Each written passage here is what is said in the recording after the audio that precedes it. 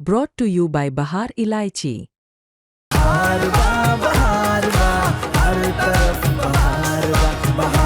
बहारवा, हर तरफ बहारवा। नाना करते पाकिस्तान की टीम दुबई इंटरनेशनल स्टेडियम पहुंच गई है, जहां पर यूएई से मैच खेला जा रहा है। लेकिन इससे पहले बहुत ड्रामा हुआ और पाकिस्तान की टीम निकल नहीं रही थी होटल से स्टेडियम में जाने के लिए।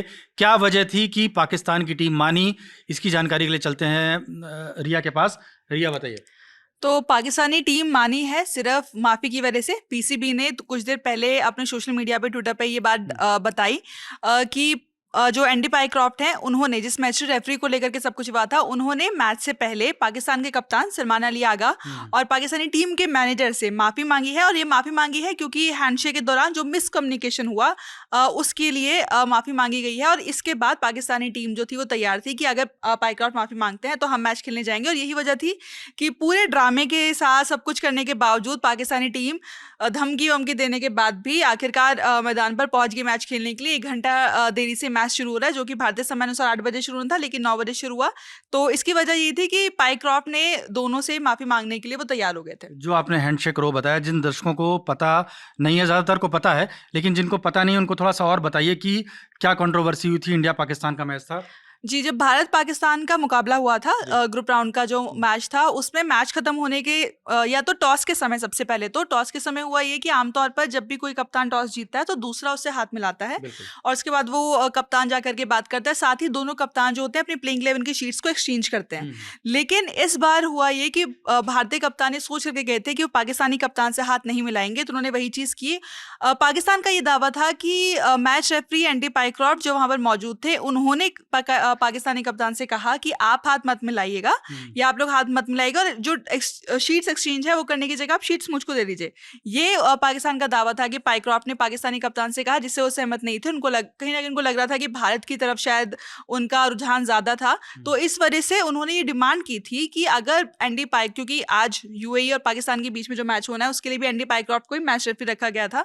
पाकिस्तान ने डिमांड कर रहा था कि पहले उन्होंने कहा कि उनको पूरे एशिया कप से हटाइए, फिर उन्होंने कहा कि अगर एशिया कप से नहीं हटा रहे तो उनको पाकिस्तान के मैचों से हटा दीजिए। लेकिन आईसीसी अपने अंपायर्स के साथ बहुत आप कह सकते हैं मजबूती के साथ खड़ा रहा। उन्होंने कहा कि ठीक है, अगर एंडी कुछ भी मिसकम्युनिकेशन हुआ है तो उस मिसकम्युनिकेशन के लिए पाइक्रॉफ्ट माफी मांग लेंगे। ऐसा नहीं है कि उन्होंने कुछ गलत किया है, वो गलती के लिए माफी नहीं मांग रहे हैं। साफ तौर पे कहा कि आईसीसी के जो अंपायर है सिर्फ इसलिए माफी मांग रहे हैं कि कुछ मिसकम्युनिकेशन अगर हुआ है।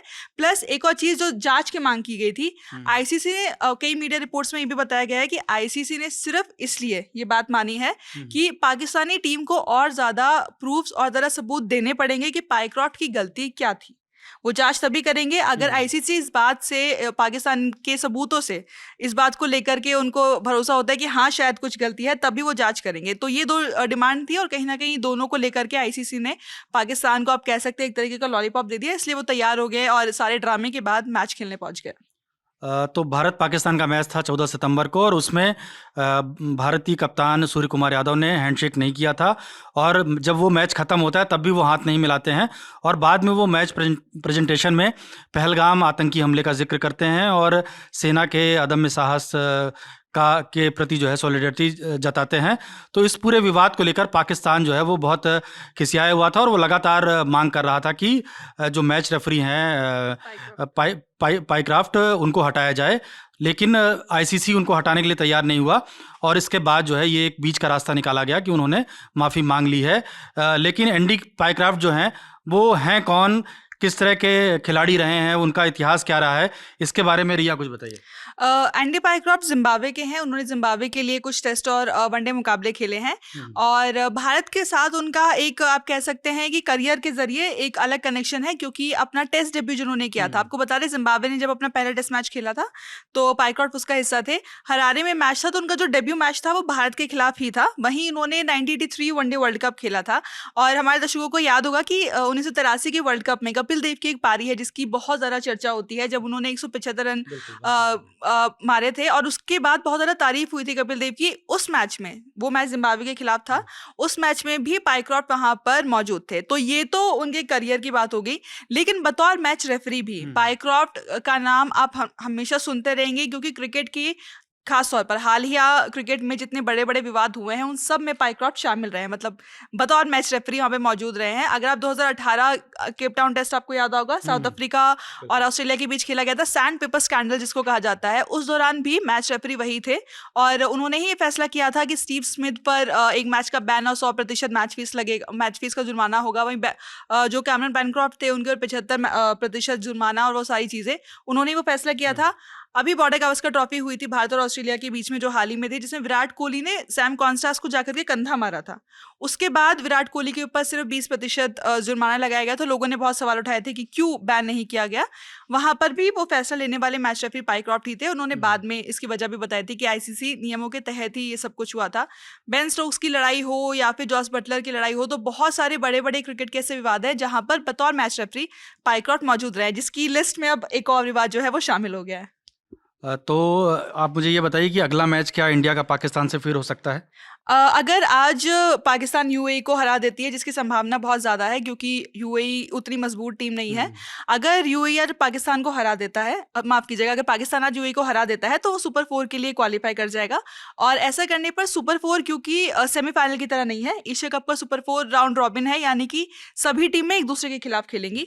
तो ऐसे में पाकिस्तान का सामना फिर से भारत के साथ होगा। और जहाँ तक शेड्यूल की बात है तो 21 सितंबर को मैच हो सकता है, रविवार के दिन ही। और अगर सुपर 4 में भी, क्योंकि सुपर 4 की जो 2 टॉप टीमें होंगी वो फाइनल खेलेंगी 28 सितंबर को, अगर सुपर 4 में भी ये 2 टीमें ही टॉप 2 में होती हैं तो फाइनल मुकाबला भी होगा। यानी कि हो सकता है कि इस पूरे टूर्नामेंट में भी 2 बार और भारत और पाकिस्तान का सामना हो। यानी ये विवाद जो है वो ख़त्म होने वाला नहीं है, क्योंकि अब अगले मैच में अगर होता है इंडिया पाकिस्तान का मैच तो इसमें सबकी नज़र रहेगी कि हाथ सूर्य कुमार यादव और कई मीडिया रिपोर्ट्स में ये साफ कर दिया गया है कि भारत अपने स्टैंड को लेकर क्लियर है कि सुपर 4 में या फाइनल में भी अगर पाकिस्तान से सामना होता तो वो हाथ नहीं मिलाएंगे। साथ ही साथ कई मीडिया रिपोर्ट्स में ये भी बताया गया है कि भारतीय टीम ने प्लान किया है कि अगर फाइनल मुकाबला होता है और मोहसिन नकवी वहाँ पर मौजूद होते हैं, क्योंकि वो एसीसी के अध्यक्ष हैं, पीसीबी के तो हैं ही लेकिन एसीसी के भी हैं, तो उस वजह से इस बात की बहुत ज़्यादा संभावना है कि वो स्टेज पर होंगे। तो भारतीय टीम स्टेज शेयर नहीं करेगी, यानी कि अगर फाइनल मुकाबले में मोहसिन नकवी मौजूद होते हैं तो पाकिस्तानी खिलाड़ियों के साथ हाथ मिला तो है ही, वो उनके साथ भी स्टेज शेयर नहीं करेंगे। तो भारत का तो पूरा प्लान तैयार है, देखना होगा कि पाकिस्तान इसको कितना ज़्यादा बर्दाश्त कर पाता है।